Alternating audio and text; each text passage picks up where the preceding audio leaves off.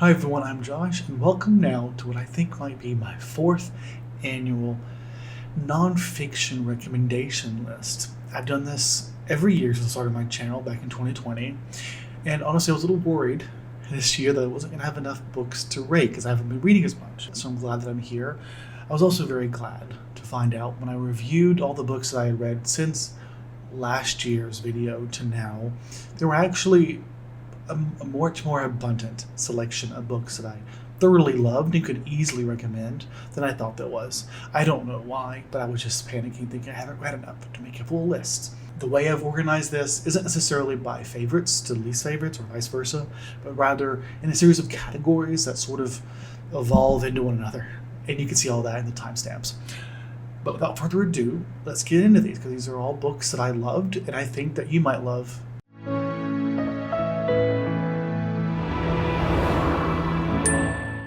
So the first book I have here is called MCU, The Reign of Marvel Studios by Jonah Robinson and a couple other co-authors. Now this was a book that I got provided by Nat Galley that said it was a book that I was actually already highly anticipating. Jonah Robinson is a podcaster. She works, basically her job is mostly podcasting at this point. So I'm a big fan of her work in podcasting. I was really intrigued to hear what she had to say about MCU. Now, I'm mentioning this book first, partly because of the organization, but also because it is one of my lowest recommendations. Now, don't get me wrong, I think it's a good book. I think if you're a fan of MCU, this is a book for you. But that's a big caveat. This book is a solid, engaging read that really just reviews the history of Marvel and how it got to where we are today. The biggest complaint I have is that as we get closer to today, the information becomes to the extent of it's no more than I already knew, and sometimes not even that much. I guess if I was asking myself what would I want this book to be if it was going to be perfect, and it would be just a bit more than just the raw reporting. I just felt like there was something missing to give it that extra kick to make it really feel like not just an engaging and interesting book as a fan, but a book that stands out in the field of MCU books. And I think if you're a fan, you'll love this. If you're not, I don't think this will do much to make the story of the MCU, that is to say the story of the business side, more compelling, if you know what I mean. Because that's what a really good nonfiction will do. And this walks that line, never quite crosses it, as some of the books I'm going to talk to you about today does. Nevertheless, considering how popular MCU is, I'm confident there's a lot of people who this book will work for. Next up is a more personal piece of pop culture. I guess I should have said that's the category we're in right now. And that is This Time for Me by Alexandra Billings. I've talked about this book at least twice now on my channel, and I just want to stress how much I love this book. This is a memoir by the actor and actress Alexandra Billings about her life being raised and working her way into show business. It's also her life as a trans woman, her experience with that identity in this field. It is very personal and it's, I think, very engaging. I would highly recommend listening to it because she performs it herself, and I believe the book itself is co-written. And I should also mention that I feel like the book, the biggest thing against it, if it's really a knock against it, is that there is some melding of the truth to craft a more compelling narrative. And I think for a better discussion of that, you should check out my wrap-up for nonfiction reads this year. All in all, she is an actor, an actress, and performer who I absolutely adore, both as just an actor, but also as a trans person representing the trans community. And her story is beautiful, and it's hurtful. It's beautiful and it's painful, but it's one that I think is definitely worth hearing. Next up, we're now going to sort of use that as a way to transition into more intersectional identities as we talk about, first up, Notes of a Native Son by James Baldwin. This was a book that I read early this year, like in April, and I talked about this with Erica from Broken Spine and Ashley from Bookish Realm. This book, it's an easy book to recommend because it covers so many of the ideas that are explored throughout all of Baldwin's works, and having read several of his works going into them, it's very easy to see what has inspired his fiction. And this is a good place to compare that, or at the very least maybe just even start, because it gives you an idea of where he's coming from in his stories. It gives you an idea of what to look for, the different ideas and themes. And it's a book that was published some 50 possibly even 70 years ago at this point, and it is still so remarkably prescient. The ideas it talks about and the themes it deals with. These are real world issues that have not gone away. Okay, next up was my favorite nonfiction book of last year. This book was a fascinating and I think fundamental work that looks not just at racism or even the patriarchy, but rather looks at the two from an intersectional perspective and how the two both complement each other, but also used to sort of pit people against each other. The most powerful thing about this book, despite being published some 40, 50 years ago, is that it's basically showing how these two opposing segments, how a patriarchal and racist society will use those two to weaponize different communities against each other. Not just different communities, but people within the same community against each other. When you have black men against black women because of the patriarchy, and you have white women against black women because of racism. And it shows about the importance of solidarity and not letting existing systems of oppression separate individuals.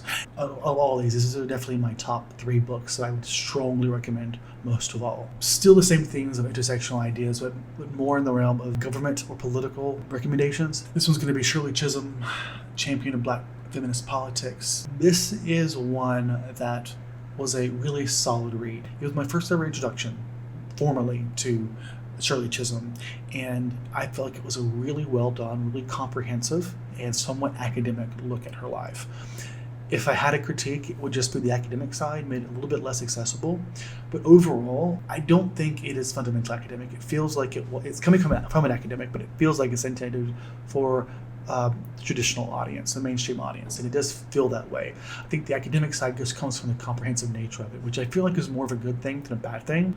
But as a figure in history, I think is very underrated and definitely needs to be given more attention. Next up, Yellen, the Trailblazing Economist Who Navigated an Era of People by John Hilsenrath.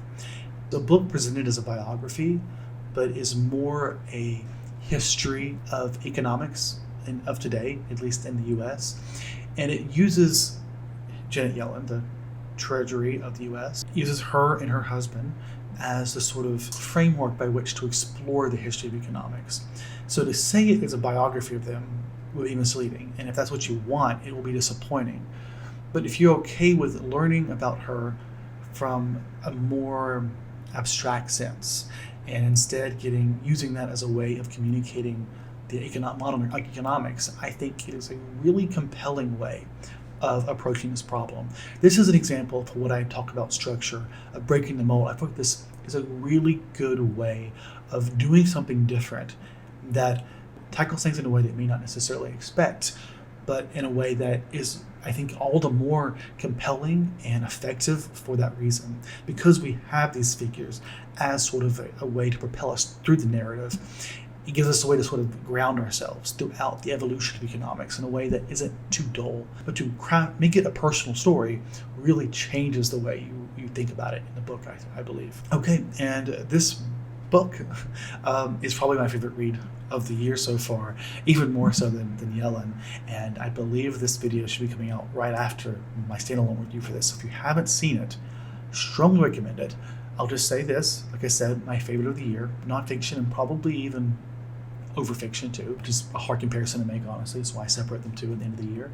But this is effectively a book that looks at the history of UFOs in the context of the recent government files that were released. Basically, it explores the government's role in the investigation of UFOs, but it uses that in the framework of all these personal anecdotal accounts while weaving in the scientific perspective throughout time.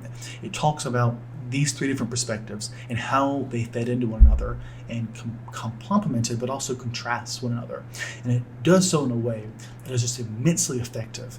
And by crafting in these 3 different perspectives, I think it gives a comprehensive view, not just of the history of UFOs, but a better understanding of what we should make of all this evidence. So please, if you haven't seen that review, I strongly recommend it.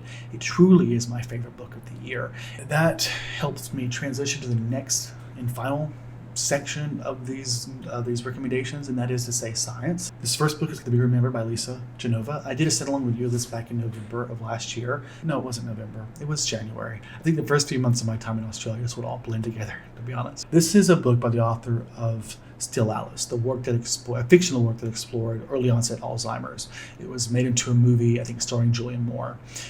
But if you didn't know, the author is in fact a neuroscientist. And I think I'm mentioning that here because I think it's an important aspect of how she approached storytelling, is that she is thinking about how she can communicate these basic ideas to the general public. And this book, remember, is basically a lot on memory, how it works and how it's very fallible, and how we should not always trust our memory. And I remember just absolutely adoring this book. It was just a really well done work of nonfiction. Very good science book. Next up, another book that I've absolutely loved, and that is Taxi from Another Planet. This is a book on alien life or astrobiology, the search for alien life, as well as understanding the origin of life and the evolution of life on Earth, that is astrobiology. This is from a scientist's perspective, telling a series of essays, but the essays are framed as conversations that he's had with taxi drivers.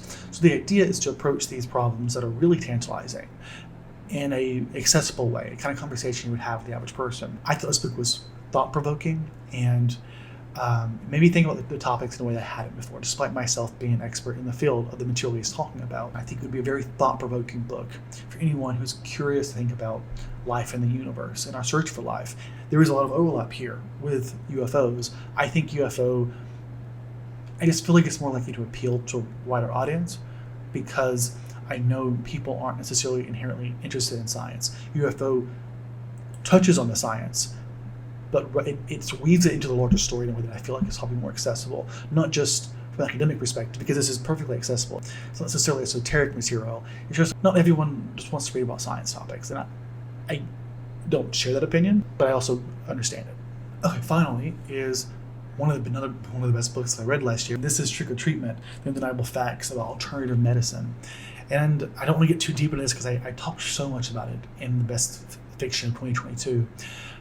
In short, this is a review of some of the most popular alternative medicines. It talks about the science supporting it or against it, and also the harm involved there.